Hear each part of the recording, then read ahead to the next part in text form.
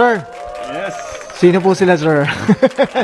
Sab. Okay, boss. Ito, pangilan na natin to, boss. Pangilan na ba? Pangatlo. Pangatlo na natin, mga koto. Medyo marami-rami pa. Okay. Sir, anong auto itong dala natin, boss? Sige po. Jazz GE, 2010 model. Hybrid inspired. Hybrid inspired. Ito, boss. Ano bang kwento nito? Paano mo ba na-acquire tong sasakyan na to, boss? Sige po. Binili ko to sa isang kaibigan. Nandito lang malapit sa amin. Yan, tapos kinonvert ko ng hybrid na parts.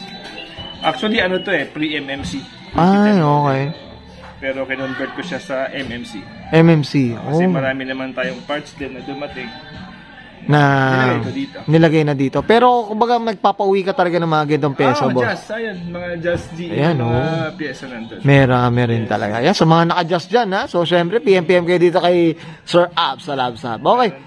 Yan, Sir Abs, syempre, dito sa Auto Culture, check natin interior, exterior, tsaka engine bay. Okay lang, boss? Yes. So, tara, check na natin. Okay.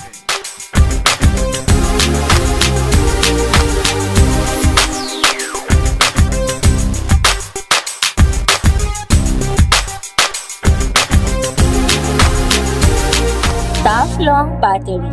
Tough and long lasting. Usapang interior tayo, Sir Abs. Anong meron dito, boss? Sige po.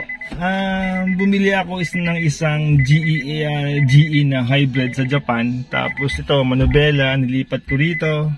Yung gauge, nilipat ko. Napapansin nyo yung chrome, na siya dito. Okay. Yan, chrome na siya. Tapos ito, yan, chrome. Ito, yung mga vents niya. Chrome na. Ito, boss, lang ito? Sorry, boss, ha. Ito, boss, pati yung mga, RS, IMA. Ganun talaga ang hybrid sa Japan. Sa Japan? Yes. Pero yung local, hindi ganyan, no? Walang ganyan, no? Kahit yung GE8 RS, hindi ganyan. Para sa hybrid lang talaga siya. Mga ka-auto, first time ko nakakita nito. Sa mga na-feature ko, boss, dami ko na-feature na Jazz. Ito, mga ka-auto. Ito, masabi yata ito. Awitan nyo na daw kayo, boss. Kay Sir Abs daw, baka meron pa daw siya. Yeah. Sige, boss, ano pa meron, boss? Sige po. Itong, mayroong ilaw to dito sa cup holder. Okay. Yan, G8 RS. Yung natin, yung handbrake lever, mayroon siyang chrome. Ito siya sa mga signature ng mga hybrid. Hybrid. Ito, hybrid. Ito, umiilaw din dyan. Okay. Pati yung pedals natin. Yan, hybrid din yan. Sa GE8 RS Japan. Tapos yung interior natin, orange interior. Yan. Dalawang klase kasi ang orange interior Okay, yung iba, walang armrest yung sa likod. Ito meron na ibaba yan. Medyo, ito mas pricey ito kasi may armrest na likod. Yes. Saka merong headrest din yata sa gitna. Meron din. Meron din. No? Tapos, ito, boss. Ito, may nakamalupit mga ka-auto. Kala mo, nasa Ano ba? Yeah. Walang bubong Sige, boss. Ano bang sample tayo dyan, Pag medyo gabi, masarap siya manood. Yan. Grabe. Yan. Gusto mo manood ng bituin. Yan, grabe. Yan. Okay. Yan, mga ka-auto. Diyos ko, sana. Ano bang tawag sa ganito, boss, na Moonroof. Moonroof na yan, no? Tawag moonroof. Moonroof ito, na. Mayroon ding speaker, tweeter sa sidings. Parte na siya ng sidings, iba, iba mostly wala Wala. Yan. Yun. Busog-lusog rin talaga. Hindi pa yan. Medya pa lang yan, mga ka-auto. Boss, okay na tayo sa interior? Yes. Usapang labas tayo. So, tara, check na natin. Okay. Usapang exterior tayo, Sir Abs. Anong meron dito, boss? Sige po. Yan. Ito, umiilaw. Hindi ko alam ang tawag dito. Umiilaw yan. Tapos, ito yung niya, magkaibahan niya. Dalawang klase ka yung headlight. Yung isa, may black na parang type R na chrome sa ilalim. Okay. Kung sa Civic siya, may parang type R. Ito, ganito talaga ang hybrid. Hindi, clear lang siya. Clear lang. Pero halogen na siya. Yan. Okay. Tapos 20th anniversary na rims. Yes, just. Ito po yung bumper, napalitan na rin, ba? Japan din yan. Galing din sa GE 8RS. Ayan. Tapos, ilagay ko lang yung mga emblems. Retract side mirror.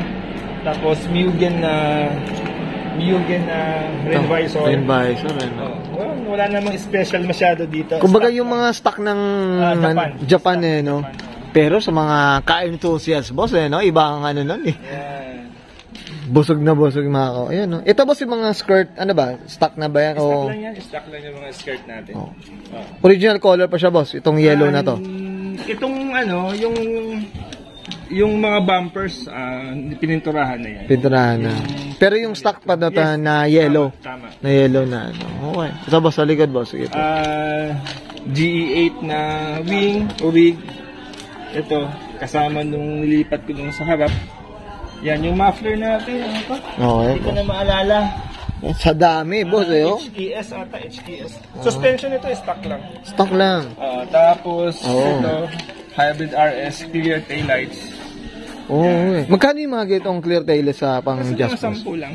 10 siguro. Pero ano ba, Stanley na rin gawa niyan o ano ba? Ibang pangalan nito, hindi ko na maalala ano yung pangalan nito. Ibang pangalan. Pero aftermarket na rin siya, boss. Hindi, orig talaga siya. Orig din talaga. Original talaga siya. Okay. Yan, Diyos ko. Ang simple lang pero ang daming items na na magaganda, mga ka-auto. Yan.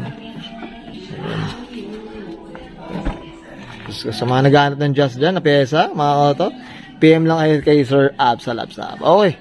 Boss, okay na tayo sa exterior, boss? Usapang makina tayo para makita lang natin. Stock lang, 1.5 liter na. Okay. So, tara, check natin. Okay, usapang makina tayo, Sir Abs. Anong meron dito, boss? Sige wala, po. stock lang. Stock na 1.5 local engine.